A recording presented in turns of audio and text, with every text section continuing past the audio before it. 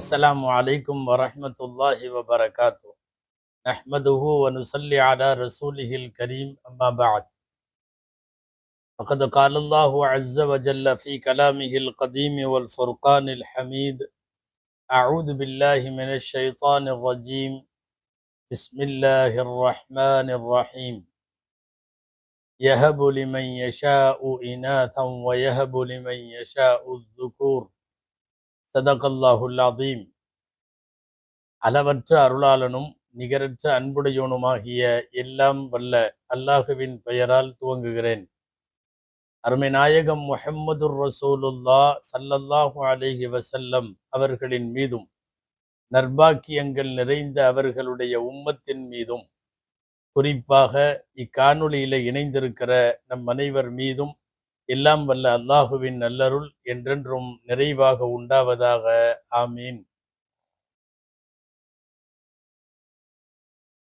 அல்லாஹுவின் பேரருளால் இணைகளில் அன்னையரின் அன்பான கவனத்திற்கு என்று தாய்மார்கள் சம்பந்தப்படுகிற ஷரியத்தினுடைய சட்டங்களையும் விளக்கங்களையும் வரிசையாய் பார்த்து வரக்கூடிய நாம் இன்றைய தினம் மடி தவழும் மழலையர் என்ற தலைப்பில் குழந்தைகளை மடியில் வைத்தல், குழந்தைகளை மடியில் ஏந்துதல், குழந்தைகளை கொஞ்சுதல், குழந்தைகளை முத்தமிடுதல், பெரியவர்களின் மடியிலே குழந்தைகளை வைத்தல், குழந்தைகளோடு விளையாடுதல், அவ்வாறு மடியில் வைக்கிற போது குழந்தைகள் செய்கிற அசுத்தங்கள், அந்த அசுத்தத்தை தூய்மைப்படுத்துகிற சட்டங்கள், இவைகள் எல்லாவற்றையும் இன்ஷா அல்லாஹ் பார்ப்போம். அல்லாஹ் அருள் புரிவானாக.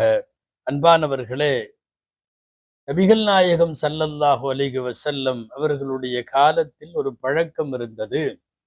பிறந்த குழந்தையை பெருமானாரின் மடியிலே கொண்டு வந்து வைத்து விடுவார்கள். பிறந்த சில மணி துளிகளிலேயே கொண்டு வந்து சுத்தம் செய்து வைத்து விடுவார்கள். நபிகள் நாயகம் ஸல்லல்லாஹு அலைஹி வஸல்லம் அவர்கள் அந்த குழந்தைக்கு தஹ்னீக் என்று சொல்லக்கூடிய பேரித்தம் பழத்தை அதனுடைய ஒரு பகுதியை பீய்த்து வாயிலே வைத்து அதை சவைத்து குழந்தைக்கு ஏற்றாற்போல் அதை நளினமாக்கி நபிகள் நாயகம் ஸல்லல்லாஹு அலைஹி வஸல்லமுடைய பாக்கியம் பொருந்திய எச்சில் பட்ட அந்த பழத்தினுடைய சுவையை குழந்தைக்கு சுவைக்க தருவார்கள் நாயகம் ஸல்லல்லாஹு அலைஹி வஸல்லம் அவர்கள். இது ஏன் இப்படி? ஒன்றுமே இல்லை. பாக்கியம் பொருந்திய பெருமானார் ஸல்லல்லாஹு அலைஹி வஸல்லமுடைய எச்சில் பிறந்த குழந்தையில் முதலாக வயிற்றிலே நுழைகிற போது அந்த எச்சில் நுழைய வேண்டும், அதன் வழியாக பரக்கத்தை பெற வேண்டும் என்பது முதல் தலைமுறை முஸ்லிம்களாக சஹாபாக்களினுடைய மிகப்பெரிய ஆசை. ஏன்னா ஒரு குழந்தைக்கு முதல்ல வயிற்றுக்குள்ள போறதே ரசூலுல்லாவுடைய எச்சில் என்றால் அது பெரிய பாக்கியத்திற்குரிய செயல் தானே. இதுல ஒரு சின்ன கருத்து வேறுபாடு இருக்கிறது. நபி ஸல்லல்லாஹு அலைஹி வஸல்லமுக்கு மட்டும் இது சொந்தமா, அல்லது ஒவ்வொரு காலத்திலேயும் வாழுகிற பெரியவர்கள், நல்லடியார்கள், சாலிஹீன்கள், அறிஞர் பெருமக்கள் இவர்களுடைய மடியிலேயும் கொடுத்து இவ்வாறு தஹ்னீக் செய்து கொள்ளலாமா என்பதில் இருவேறு கருத்துக்கள் நிலவுகிறது. ஆக நபிகள் நாயகம் ஸல்லல்லாஹு அலைஹி வஸல்லம் அவர்களுடைய மடியில் அவ்வாறு வைக்கப்பட்ட குழந்தைகள் நிறைய. ரசூலுல்லாஹுவின் வரலாற்றை எழுதுகிற வரலாற்றாசிரியர்கள் சுமார் 51 குழந்தைகளை நபிகள் நாயகம் ஸல்லல்லாஹு அலைஹி வஸல்லம் மடியிலே சுமந்ததாக குறிப்பெழுதி வைத்திருக்கிறார்கள். சில நேரம் அப்படி வருகிற போது நாயகம் தஹ்னீக் செய்வார்கள். அதாவது தங்களுடைய எச்சிலோடு சேர்த்து பழத்தை சுவைக்க கொடுப்பார்கள். சில நேரம் பெயர் வைப்பார்கள். சில நேரம் அந்த குழந்தைகள் மடியிலே சிறுநீர் போகும். இப்படியெல்லாம் நடக்கும். ஒரு சில குழந்தைகள், நபிகளாரின் மடிக்கு வந்த குழந்தைகளை பற்றிய சில செய்திகளை பார்ப்போமே. அபூ தல்ஹா ரதியல்லாஹு அன்ஹு, மதீனாவில அன்சாரி சஹாபி. அவருக்கு குழந்தை பிறக்குது அப்துல்லான்னு சொல்லி. குழந்தைய கொண்டு வந்து நேர மடியில வச்சுட்டார். பிறந்து சில மணி துளிகள்ல சுத்தம் செஞ்சு கொண்டு வந்து வச்சாச்சு. ஸல்லல்லாஹு அலைஹி வஸல்லம் அவர்கள் தான் பெயர் வைத்தார்கள் குழந்தைக்கு அப்துல்லா. பொதுவாகவே நபி ஸல்லல்லாஹு அலைஹி வஸல்லம் சாய்ஸ் எப்ப வந்தாலும் அப்துல்லான்னு முதல்ல வைப்பாங்க. அதிகமாக அவர்கள் ஏற்றப்படுத்திய பெயர் அது. அப்துல்லா இப்னு அபி தல்ஹா குழந்தை அவங்க மடியில இருக்கிறாங்க. ஸல்லல்லாஹு அலைஹி வஸல்லம் இதை எடுத்தாங்க. பேரிச்சம்பழத்தினுடைய ஒரு துண்டை எடுத்து இத்துணூன வாயில செவச்சு ரசூல் எச்சி பட்டதுக்கு பிறகு குழந்தைக்கு வச்சாங்க.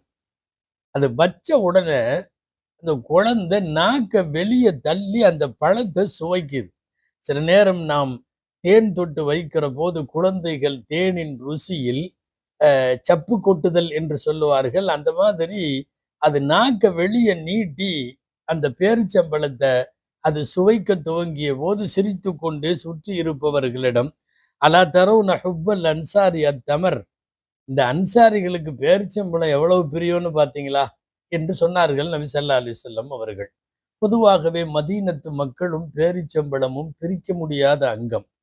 பேரித்தம்பழத்தை விரும்பாத ஒரு அன்சாரி கூட இல்லை. அன்சாரிகளினுடைய பிரியமான பொருள் என்பதை விட அவர்களின் வாழ்வாதாரம், ஜீவாதாரம், அவர்கள் செய்கிற விவசாயம் எல்லாமே பேரித்தம்பழம் தான். ஆக இந்த குழந்தை இப்படி பிரியப்பட்டதை நபி ஸல்லல்லாஹு அலைஹி வஸல்லம் சொல்லிக்கொண்டே தஹ்னீக் செய்து பெயர் வைத்தார்கள் என்று பார்க்கிறோம். இன்னொரு குழந்தை ரொம்ப நினைவில் வைக்கத்தக்க 1, 2 மாத்திரம் சொல்லணும்.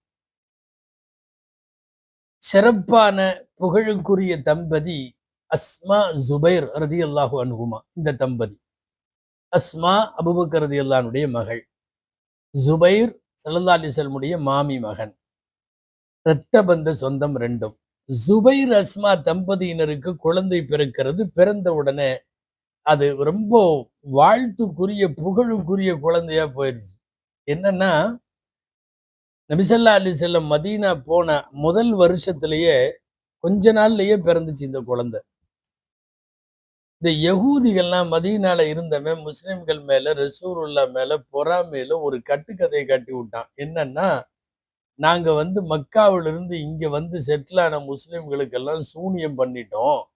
யகூதிகளுடைய சூனியம் ரொம்ப பவர்ஃபுல்லானது. அதனால மக்காவிலிருந்து வந்த முஹாஜிர் என்று சொல்லக்கூடிய புலம்பெயர்ந்து வந்த யாருக்கும் குழந்தை பிறக்காது. குறிப்பா ஆண் வாரிசு அறவே இருக்காதுன்னு பட்டம் கட்டி விட்டாங்க. அதுக்கு தகுந்த மாதிரி ரொம்ப நாளா எந்த குழந்தையுமே பிறக்கல வந்தவங்களுக்கு. அந்த நேரத்துல முதல்ல பிறந்தது அஸ்மாவுடைய வயிற்றில் ரலியல்லாஹு அன்ஹா வயிற்றில பிறந்த இந்த குழந்தை.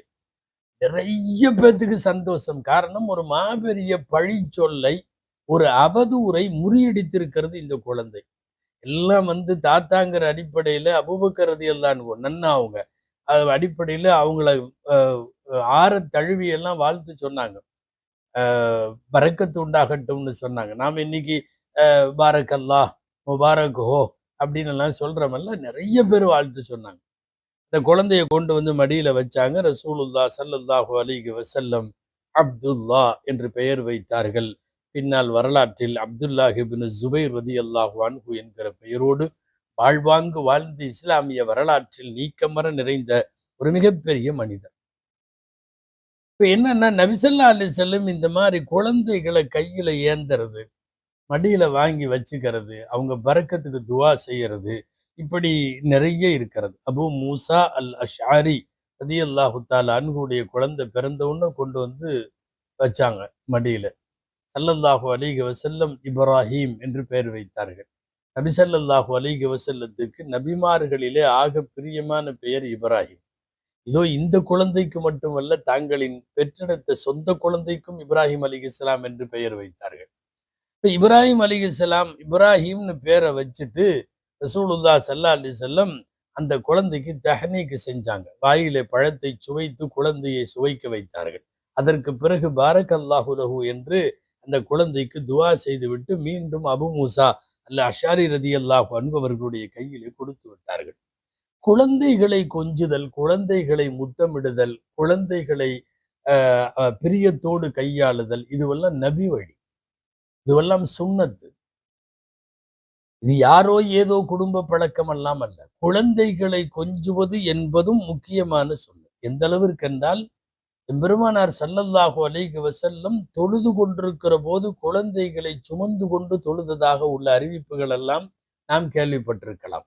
பேர குழந்தைகளை, குறிப்பாக மூத்த மகள் ஜைனப் ரலியல்லாஹு அன்ஹாவுடைய குழந்தை, அதாவது மகள் வழி பேத்தி நவாசி, அந்த குழந்தையை எடுத்துக்கொண்டு தொழுது கொண்டே சமயங்கள்ல மேல இருக்கிறப்போ அந்த குழந்தை தோல்ல இருக்கும், உட்கார்ந்து இருக்கும், உப்பு மூட்டையை போல இருக்கும்.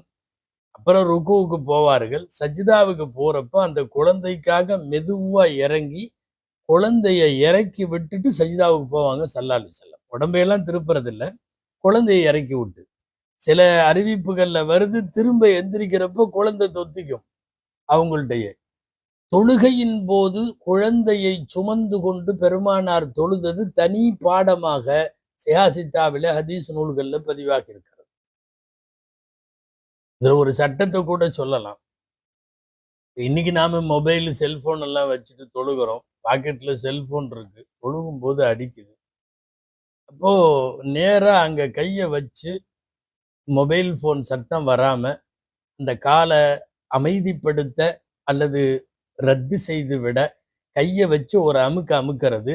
இது கூடுமா கூடாதான்னு கேட்டா நவீன காலத்தினுடைய முஃப்திகள், குறிப்பாக ஹையத்து கிபாரில் உலமான்னு சொல்லக்கூடிய சவுதியினுடைய மூத்த உலமாக்கள் அமைப்பு இதெல்லாம் என்ன சொல்லுதுன்னா கூடும். அதுக்கு என்ன ஆதாரம்னா இந்த ஹதீஸை தான் ஆதாரமா சொல்றாங்க. எந்த ஆதாரம்னா, சுமந்து கொண்டிருந்த குழந்தையை இறக்கி விட்டுட்டு திரும்ப தொழுகையை கண்டினியூ பண்ணும்போது ஒரு சின்ன அசைவு வந்துச்சா இல்லையா, அந்த அசைவு அளவுக்கு கூடுங்கிறதுனால இன்னைக்கு சத்தம் போடுற மொபைலை லேசா அதை அமைதிப்படுத்துறதுக்கு மார்க்கத்தில் அனுமதி உண்டு. இந்த ஹதீஸ் தான் ஆதாரம் என்று சொல்லுவார்கள். இப்போ தொழுகையிலே சுமந்து கொண்டு தொழுதிருக்கிறார்கள் என்று பார்க்கிறோம். குழந்தைகளை தூக்குவது, குழந்தைகளை சுமப்பது என்பதும் நபி ஸல்லல்லாஹு அலைஹி வஸல்லமுடைய சுன்னத். பிரியத்தோடு குழந்தைகளை கன்னத்தில் முத்தமிடுதல், நெற்றியிலே முத்தமிடுதல், ஹசன் ஹுசைன் ரலியல்லாஹு அன்ஹுமா போன்றவர்களை வாயிலேயே முத்தமிடுதல், இதுவெல்லாம் குழந்தைகளை முத்தமிடுதல் என்பதும் நபி ஸல்லல்லாஹு அலைஹி வஸல்லமுடைய சுன்னத். வீட்டுக்குள்ள மட்டும் குழந்தைய தூக்கிட்டு இருந்தா, ரசூலுல்லாஹ் வீட்டிலே தூக்கியது வீதிக்கு தெரியாமல், ஊருக்கு தெரியாமல், இது சுன்னத் என்பது ஏற்றுக்கொள்ளப்படாமல் போய்விடுமோ என்னவோ என்று நினைத்தார்களோ என்னவோ. ஹுசைன் ரலியல்லாஹு தஆலா அன்ஹு அவர்கள் தோளிலே இருக்கிற போது ஸல்லல்லாஹு அலைஹி வஸல்லம் தெருவிலே தூக்கி கொண்டு வந்திருக்கிறார்கள். சில நேரங்களில் நாம் தூக்குவோம். அதாவது குழந்தைய தூக்கி கழுத்துக்கிட்ட வச்சு குழந்தையுடைய 2 காலும் நம்முடைய தோல் பூஜத்துல இப்படி கிடக்கும். மேல தூக்கி வச்சுக்கிறது. ஹுசைன் ரலியல்லாஹு அன்ஹுவை நபி ஸல்லல்லாஹு அலைஹி வஸல்லம் இப்படி தூக்கியது வீட்டில் அல்ல, வீதியில். ஏன் தெரியுமா? குழந்தைகளை கொஞ்சுவதும், தூக்குவதும், அளவலாவுவதும், ஆனந்தப்படுவதும், அவர்களோடு நேரம் கொடுப்பதும் இது எல்லாமே நபி வழி என்று உணர்த்துவதற்காக. வீட்டிலன்னா இதை விட அதிகமா இருக்கும். ரசூலுல்லாஹ் ஸல்லல்லாஹு அலைஹி வஸல்லம் யானையை போல, குதிரையை போல அவர்கள் அமர்ந்து கொண்டு முதுகுல பேர குழந்தைகளை வைத்து கொண்டு வீட்டுல ரவுண்ட் அடிப்பாங்க ஸல்லல்லாஹு அலைஹி வஸல்லம் அவர்கள். நாம யானை விளையாட்டுன்னு சொல்லுவோம், உப்பு மூட்டை தூக்குறதுன்னு சொல்லுவோம். நம்ம 4 கால்ல நாம குமிஞ்சிட்டு குழந்தைகளை முதுகுல ஏத்திக்குவோம் இல்லையா? அப்போ அந்த மாதிரி ஒரு நாள் உமர் ரலியல்லாஹு அன்ஹு வீட்டுக்குள் நபி ஸல்லல்லாஹு அலைஹி வஸல்லம் வீட்டுக்கு வந்தப்ப பார்த்தா அந்த காரியம் நடந்துட்டு இருக்கு. நாயகம் ஸல்லல்லாஹு அலைஹி வஸல்லம் குனிந்திருக்கிறார்கள், 2 குழந்தைகளும் மேல உட்கார்ந்துருக்கு. ரசூலுல்லாஹி ஸல்லல்லாஹு அலைஹி வஸல்லம் அவர்கள் இறக்கி விட்ட பிறகு அந்த குழந்தைகளோட கையை பிடிச்சிட்டு உமர் ரலியல்லாஹு அன்ஹு பேசியதாக இருக்கிறது. அப்பா, நிஅமத்தில் மத்தியத்து மத்தியத்துக்குமா, உங்க 2 பேர்த்தோட வாகனம் மாதிரி நல்ல வாகனம் உலகத்துல வேற எதுவுமே இல்லை. யார் யார் உலகத்தில் எந்தெந்த வாகனத்தில் வாகனித்தாலும் நீங்க வாகனிச்ச மாதிரி வராது.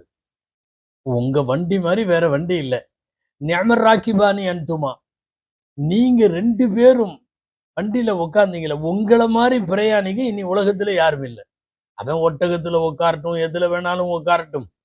ஒட்டகம், கழுதை, யானை, குதிரை, கோவேரி எதுல போனாலும் நீங்கள் பயணித்தது போல வரவே வராது என்று சொல்லுவார்கள் ஹஜ்ரத் உமர் ரலியல்லாஹு தஆலா அன்ஹு அவர்கள். அன்பானவர்களே, இதுல எல்லாம் தெரிய வர்றது என்னன்னா, குழந்தைகளை கொஞ்சுவதும் அளவலாவுவதும். சில பேர்லாம் சட்டை கசங்கி இருக்கணும் குழந்தை தூக்க மாட்டாங்க. அல்லாஹ் அவங்களுக்கு எதுக்கு பேர குழந்தைகளை எல்லாம் கொடுத்தான்னு தெரியல. குழந்தை குழந்தையாகத்தான் இருக்கும். நாம் தூக்கித்தான் ஆக வேண்டும். குழந்தை கசக்கும். குழந்தை சமயங்களில் அசிங்கம் கூட செய்யும். அதுவெல்லாம் தாண்டித்தான் குழந்தைகளை கொஞ்சுவது என்பது நபி வழி. சில நேரம் ரசூல் ஸல்லல்லாஹு அலைஹி வஸல்லத்துடைய குழந்தைங்க விளையாடுறப்போ அவங்க பெற்றோர்கள் கண்டிப்பாங்க. அப்படியெல்லாம் பண்ணக்கூடாது. இந்த பக்கம் வா. பெரியவங்கள்ட்ட இப்படியெல்லாம் பண்ணலாமான்னு. நபி ஸல்லல்லாஹு அலைஹி வஸல்லம் அவங்கள தான் திட்டுவாங்க. குழந்தைய திட்ட மாட்டாங்க. உம்மு ஹாலிதுன்னு ஒரு சின்ன குட்டி புள்ள, சிறுமி. அவங்க அத்தா கூட வந்திருக்குது ஸல்லல்லாஹு அலைஹி வஸல்லமுடைய சபைக்கு. சும்மா ஒரு ஒரு 2, 3 வயசு இருக்குன்னு வைங்களேன். அதான் நடக்கிற பருவத்தில் உள்ள சிறுமி. அசல்ல உம்மு ஹாலிது வந்து பிறந்தது ஹபஷால, அபிசீனியாவுல. மார்க்கப்படி வாழ முடியாம மக்கால கொஞ்சம் பேர் எல்லாம் ஜோடிகளா அப்படியே வந்து அபிசீனியாவுக்கு போனாங்க இல்லையா? ஹிஜ்ரத் செஞ்சு போனாங்கல்ல ஹபஷாவுக்கு. ஹிஜ்ரத் செஞ்சு போய் அங்க இருக்கிறப்ப பிறந்த குழந்தை இப்ப வந்திருக்குது. அது தகப்பனார் கூட ரசூல் ஸல்லல்லாஹு அலைஹி வஸல்லம் உடைய சபைக்கு வருது. சரி. வந்த உடனே உம்மு காலித கூட்டிட்டு அவங்க அத்தா வந்திருக்கிறாரு. அவங்க தகப்பனாரு, அவங்க வாப்பா உட்கார்ந்திருக்கிறாரு. இந்த குழந்தை போய் ரசூல்லா பக்கத்துல விளையாடுது. ரசூல் ஸல்லல்லாஹு அலைஹி வஸல்லமுடைய முதுகுல இங்க கை வச்சா அந்த நபித்துவ முத்திரை இருக்கும். ஒரு சின்ன கொப்பளம் மாதிரி ஒரு உருண்டையா இந்த இடத்துல தொட்டா தெரியும். இந்த குழந்தை இப்படி போய் ரசூல்லாவ புடிச்சது அங்க ஏதோ ஒரு சின்ன உருண்டை மாரி இருக்குதுன்ன உடனே அத புடிச்சு விளையாட ஆரம்பிச்சிருச்சு அந்த குழந்தை. உம்மு காலிது. புடிச்சு விளையாண்ட உடனே இத தகப்பனார் பார்த்துட்டாரு. பார்த்துட்டு இங்க வா, இங்க வா. அப்படியெல்லாம் தொடக்கூடாது அப்படின்னு வழக்கமா நம்ம மிரட்டுவோம்ல. என்ன பெரியவங்கள்ட்ட நீ இப்படி நடந்துக்கிற? அப்படின்னு சொல்லுவோம்ல. அந்த மாதிரி அவர் வந்து விளையாடும் சிறுமியை நபித்துவ முத்திரையோடு விளையாடும் சிறுமியை அந்த தந்தை கொஞ்சம் விரட்டுகிற போது, கண்டிக்கிற போது, தடுக்கிற போது ரசூல் ஸல்லல்லாஹு சொன்னாங்க, "விட்ரு. இந்த குழந்தை விளையாட்டும் விட்ரு" அப்படின்னாங்க. தங்களுடைய மடிக்கும், தங்களோடு விளையாடுவதற்கும், தங்களை பிடித்துக் கொள்ளுவதற்கும் குழந்தைகளுக்கு எம்பெருமானார் ஸல்லல்லாஹு அலைஹி வஸல்லம் வாய்ப்பும், இடமும் அளிக்கிற போது, நம்ம என்ன உலகத்துல ரசூலுல்லாஹ் விடவா பெரிய விஐபியா போயிட்டோம் என்கிற யோசனை நமக்கு இந்த நேரத்தில் வர வேண்டும். சில நேரங்களில் பெருமானார் ஸல்லல்லாஹு அலைஹி வஸல்லம் அவர்கள் மடிக்கு வருகிற போது சில குழந்தைக்கு என்ன தெரியும்? நாம அல்லாஹ்வின் தூதரின் மடியில உட்கார்ந்திருக்கோம்னு, அது வந்து யூரின் போயிரும் சில குழந்தைகள். அந்த மாதிரி நிறைய உம்மு கைஸ்ன்னு ஒரு அம்மா வந்தாங்க. குழந்தைய தூக்கிட்டு, மகன தூக்கிட்டு. யாரு இந்த உம்மு கைஸ் அப்படின்னா, பிரபலமான சஹாபி உக்காஷா ரதியல்லாஹு அன்ஹு இருக்காங்களே, அந்த உக்காஷா ரதியல்லாஹுடைய சகோதரி. அவங்க குழந்தை வந்த உடனே பரக்கத்துக்காக ரசூலுடைய மடியில வச்சு துவா வாங்கிட்டு போகணும்ட்டு வந்து, நேரா நபி ஸல்லல்லாஹு அலைஹி வஸல்லமுடைய மடியில வச்சுட்டாங்க. அந்த குழந்தை இதுவரைக்கும் எந்த உணவும் சாப்பிடல. உணவு சாப்பிடாத குழந்தை. அதாவது பால் குடித்திருக்கிறது தாயிடம். உணவு சாப்பிட துவங்கல. தாயிடம் பால் மாத்திரம் குடித்து வரக்கூடிய குழந்தை. ரசூல் ஸல்லல்லாஹு அலைஹி வஸல்லம் உட்கார வச்சாங்க மடியில. அது மடியில உட்காந்துக்குச்சு. கொஞ்ச நேரம் கழிச்சு இது ஸல்லல்லாஹு அலைஹி வஸல்லமினுடைய ஆடையில அது சிறுநீர் கழித்து விட்டது. யூரின் போயிருச்சு. அப்ப நபி ஸல்லல்லாஹு அலைஹி அதாவது கொஞ்சம் கூட இந்த முகம் சுளிக்கிறதோ, அதோ இதோ இப்படி பண்ணிட்டியா அதெல்லாம் ஒண்ணும் இல்ல. ஸல்லல்லாஹு அலைஹி வஸல்லம் தண்ணி கொண்டு வாங்கன்னாங்க. தண்ணி கொண்டு வந்தாங்க ஒரு குவளையில. ரசூல் ஸல்லல்லாஹு அலைஹி வஸல்லம் வாங்கி இப்படி தெளிச்சு விட்டாங்க. ரசூல் ஸல்லல்லாஹு அலைஹி வஸல்லம். இப்படி தெளிச்சு விட்டாங்க தண்ணிய. அவ்வளவுதான் குழந்தையை குடுத்துட்டாங்க. கசக்கல. சும்மா தெளிச்சு விட்டாங்க அவ்வளவுதான். அப்போ இதிலிருந்து மார்க்கத்தினுடைய சட்டம் எடுப்பார்கள். என்ன அப்படின்னா, பால் மட்டும் தாய்ப்பால் மட்டும் அருந்தி இருக்கிற குழந்தையினுடைய யூரின் கடுமையான நஜீஸு கிடையாது. அத கசக்கி கழுகணுங்கிற அவசியமோ, அதுக்கு மெனக்கெடணும், சோப்பு போடணும், அதெல்லாம் ஒண்ணுமே இல்ல. சும்மா இப்படி தொளிச்சு விட்டா போதும். அந்த இடம் சுத்தமாகிவிடும். இது வந்து உணவு சாப்பிட துவங்காத தாய்ப்பால் மாத்திரமே குடித்துக் கொண்டிருக்கிற குழந்தையாக இருந்தால், நமக்கு அன்னலார் மடியில் ஏந்திய குழந்தையின் வழியாக நமக்கு இந்த சட்டமும் கூட கிடைத்து விடுகிறது. பெருமானார் ஸல்லல்லாஹு அலைஹி வஸல்லமினுடைய இது போன்ற 1, 2 ஹதீஸ்களை எல்லாம் வைத்துக்கொண்டு ஒரு சட்டம் எடுக்கிறாங்க. இப்ப இது ஆம்பள பையன். சில நேரம் பெண் குழந்தையா இருந்தப்போ ரசூல் ஸல்லல்லாஹு அலைஹி வஸல்லம் கழுவுனதாகவும் வருது. தெளிச்சதா மட்டும் இல்ல. அதை வைத்துக் கொண்டுதான் பால் குடித்துக் கொண்டிருக்கிற குழந்தை அது ஆண் குழந்தையாக இருந்தால் தெளித்து விட்டால் போதும், கசக்க வேண்டிய அவசியம் இல்லை. பால் குடித்துக் கொண்டிருக்கிற குழந்தை பெண் குழந்தையாக இருக்கிற பட்சத்தில் அது கசக்க வேண்டும். பால் குடி மறக்கடிக்கப்பட்ட குழந்தையா இருந்தா ஆணா இருந்தாலும் பெண்ணா இருந்தாலும் கசக்கித்தான் ஆகணும். ஏனென்றால் உணவு போக ஆரம்பித்து விட்டது. தாய்ப்பால் அல்லாமல் நீங்க ஏதாவது இந்த முட்டிப்பாலு, மாட்டுப்பாலு, இந்த சத்து மாவு என்ன வகையான உணவா இருந்தாலும் சரி, தாய்ப்பால் அல்லாமல் வேறு உணவு போக ஆரம்பித்தவுடன் அதனுடைய யூரின் எல்லாமே கொஞ்சம் கடுமையான நஜீஸாக மாறும். அவைகளை கசக்கித்தான் ஆக வேண்டும் என்கிற சட்டமும் இங்கே எடுக்கப்படுகிறது. சரி, அப்படி யூரின் போயிட்டா அது அப்படியே துணி. ஏன்னா இது தாய்மார்கள் அதிகமாக இதுல சம்பந்தப்படுறதுனால நம்ம அன்னையர்களின் கவனத்திற்குன்னு சொல்லும்போது இந்த சட்டங்கள் சொல்லி ஆகும். ஒரு குழந்தை யூரின் போனதுக்கு அப்புறம் நம்முடைய ஆடை ஈரமாகவே இருக்கிற பட்சத்தில் அது நஜீஸா தான் கருதப்படும். ஆனால் அதே குழந்தை பொண்ணுக்கு போன இடத்துல காஞ்சிருச்சு அப்படின்னா, அதுக்கப்புறம் அத துவைக்கணும்னு அவசியம் எல்லாம் கிடையாது. காய்ந்து போய் விட்டாலே அது நஜீஸ் இல்லை. அவ்வளவுதான். மார்க்க அறிஞர்களில், சட்ட மேதைகளில், குறிப்பாக 4 மதுஹபுகளுக்கு உட்பட்டே நிறைய பேர், ஆண், பெண் எல்லாம் தேவையில்லை. யாரா இருந்தாலும் தெளிக்க வேண்டாம். கழுவிடுறது நல்லது என்று பொதுவான சட்டத்தை சொல்பவர்களும் உண்டு.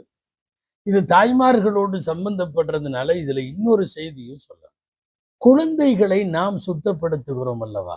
அது மடியில போகுதோ, வீட்ல போகுதோ, தொட்டியில போகுதோ, கட்டில்ல போகுதோ, தாய்மார்கள், அதாவது குழந்தைகள் நஜீஸ் ஆகிற போது மலஜலத்தை சுத்தம் செய்கிற தாய்மார்களும் எந்த காரணம் கொண்டும் அவங்களும் வலது கையை சுத்தப்படுத்துறதுக்கு யூஸ் பண்ணக்கூடாது.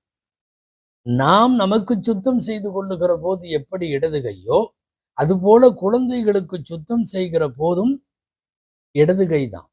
லா தஸ்தஞ்சூ பில் யும்னா, வலது கையால் நீங்கள் மலஜலம் கழித்துவிட்டு சுத்தம் செய்யாதீர்கள். தெளிவா சஹீஹான ஹதீஸ் வருது. ரசூல் ஸல்லல்லாஹு அலைஹி வஸல்லமினுடைய வலது கை என்பது லிதஆமிஹி, ரசூல் ஸல்லல்லாஹு அலைஹி வஸல்லமுடைய வலது கை லிதஹூரிஹி வ தஆமிஹி, உணவு சாப்பிடுறதுக்கும் எல்லா சுத்தமான காரியங்கள்ல மட்டும்தான் வலது கை பயன்படுத்தப்படும். அவர்கள் கழிவறைக்கு செல்லுகிற போதும் மறைவிடங்களை சுத்தப்படுத்துகிற போதும் மட்டும்தான் அவர்கள் இடது கையை பயன்படுத்துவார்கள் என்கிற நபிமொழிகளும் நிறைய வந்திருக்கிறது. எனவே பயன்படுத்துகிற போது, குழந்தைகளை சுத்தப்படுத்துகிற போதும் நமக்கான கழுவுறது இஸ்திஞ்சா என்று சொல்லக்கூடிய அந்த சட்டம் ரொம்ப முக்கியமானது. குழந்தைகளை மடியில் வைக்கிற தாய்மார்கள் இது போன்ற நஜீசுகள் அடிக்கடி ஏற்படுகிற போது, குழந்தைகள் சம்பந்தமா, அதுவும் சின்ன குழந்தைகள், அது அடிக்கடி இப்படி போய்க்கொண்டே இருக்கும். இது போன்றவர்கள் தொழுகைக்காக தனி துணி வைத்துக் கொள்ள வேண்டும். அது சுத்தமாக இருக்கிற பட்சத்தில் அந்த துணியோடவே தொழுகலாம். இருந்தாலும் தனியாக தொழுவதற்கென்று வைத்துக் கொண்டால் அது மிகவும் சிறப்பானது. இப்போ இந்த ஹதீசுகள் எல்லாம் சொல்ல வர்றது என்னன்னா, குழந்தைகளை மடியில் வைப்பது, கொஞ்சுவது, முத்தமிடுவது, விளையாடுவது, இது எல்லாமே எம்பெருமான் ஸல்லல்லாஹு அலைஹி வஸல்லமுடைய சுன்னத்தாகும். துஆ செய்வோம். அல்லாஹு ஜல்ல ஷானுஹு தஆலா எல்லா விதமான அன்பையும் பாசத்தையும் குழந்தைகளுக்கு கொடுக்கிற அதே நேரம் சிறந்த குழந்தைகளாய், மார்க்கத்தின் மீது பிடிப்புள்ள குழந்தைகளாய் அந்த குழந்தைகளை உருவாக்க அல்லாஹ் கிருபை செய்வானாக. அமீன். வாஹிர் தஅவானா அல்ஹம்துலில்லாஹி ரப்பில் ஆலமீன். அஸ்ஸலாமு அலைக்கும் வரஹ்மத்துல்லாஹி வபரகாத்துஹு.